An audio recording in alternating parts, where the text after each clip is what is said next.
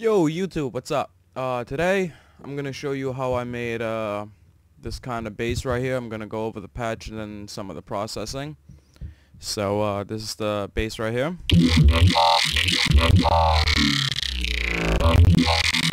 I want to say sorry right now for any frame rate issues. I'm running off my primary driver so I can record this as usual. So it's gonna be a little bit more a little bit laggy when I have some of these effects on there, but I'm gonna take them all off for now, and I'm gonna play the raw patch without any other processing. Not sure if you can hear that. I'm probably gonna boost the audio afterwards because my fucking voice is very quiet, but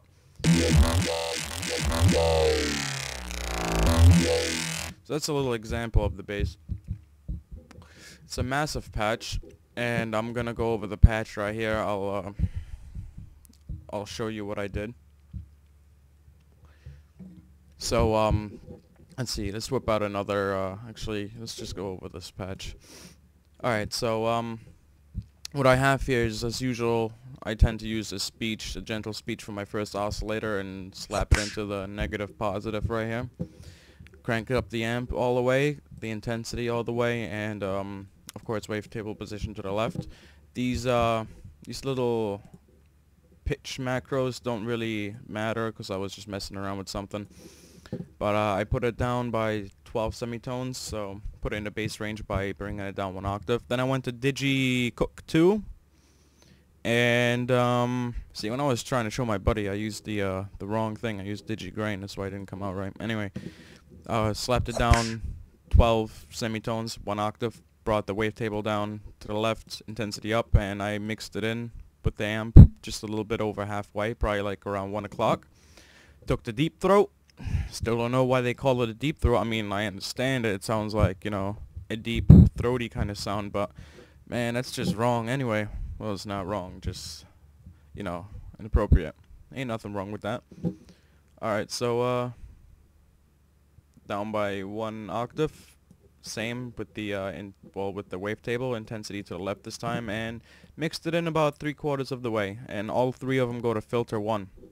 Now, I did do some modulation in the modulation oscillator. I used ring modulation for the first oscillator, and I brought it up to about 1/4, and then for the phase I sent it to the second, and I only brought it up just a couple of notches. It's not very much, it's just a very subtle effect, because the phase can make things very dirty, and it can really ruin your sound if you don't use it properly. I mean, sometimes you can use more for other sounds, but it's just really really depends on what you're trying to do. So I left it at 0 right here. Of course, my fourth envelope, I brought everything, you know, the attack down and the levels up, and my voicing kept it at 2. Well, I put it up to 2, mono rotate and legato triller, and I brought the wavetable position to the middle over here and the pan position over here. That's because I was getting it ready for something else, for some, like, you know, panning effects and stuff, but I'm not gonna cover this right here. So of course I used the first filter, the double notch, and I put it down to the left, and the resonance is I'd say like around, like, what, 11, yeah, about, I don't know, 10:30, 11. So I used a macro control, and I put it on the wavetable position of all three oscillators, and it really, I mean, it doesn't really matter how much of it you macro. It's really your, you know, how you want the sound to sound. But I just brought it up halfway on the speech, and a little less on the digi, and then less on the deep throat. I mean, you could use more of it to get more oscillation, I mean, more modulation out of it. It's just, you know, I just did this patch quickly, so just to kind of get like a growl bass without having to do FM or anything. And of course I used the macro on the double notch, and I brought it up about halfway. And then I wiggled it around a little bit. Went to my tools, last tweaked, and created my automation clip. And then I sent it to an insert, and I distorted it with homicide. That's of course always optional. And then I brought up the wow filter, and I put it in vowel mode and band reject, brought the overdrive up a little bit and the resonance to about 3/4, and I wiggled this knob over here. Again, went to my tools, last tweaked, and I linked it to the macro. So any movement that the macro does, the wow filter is going to follow the exact same thing, and it's going to give you those really like cool synced up vowel sounds, and it's going to sound kind of like this. Of course, over here we have a little pitch bend to get that cool like bendy sound.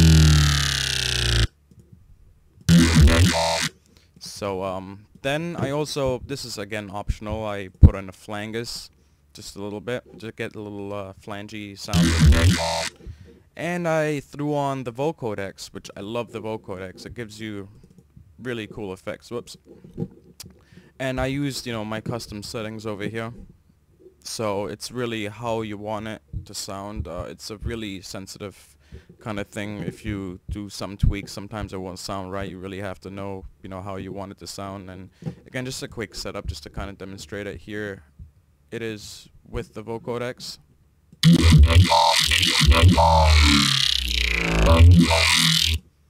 So that's the basics of how to make that like vocody growl bass without having to know any FM modulation, FM synthesis. You don't need FM8 to get cool sounds. Don't get me wrong, FM sounds tend to sound pretty fucking badass because you have a lot of control over the FMing and, you know, over how you can get it to sound. And over here you're just using wavetables, but it's definitely oh yeah, that's right, I also used the parabolic shaper and I macroed that with something else, but again, all optional. I mean, distortion I'm not gonna cover, or effects over here, FX 1 and 2, I'm not gonna cover that because that's really like how you want it to sit in your mix. Using my settings, it's probably not gonna correspond right with your other sounds because you have different effects, so it's gonna sound kind of out of place. So I'm gonna leave that up to you.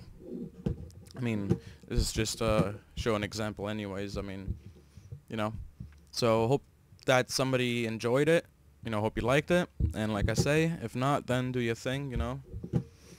And thanks for watching. Bye.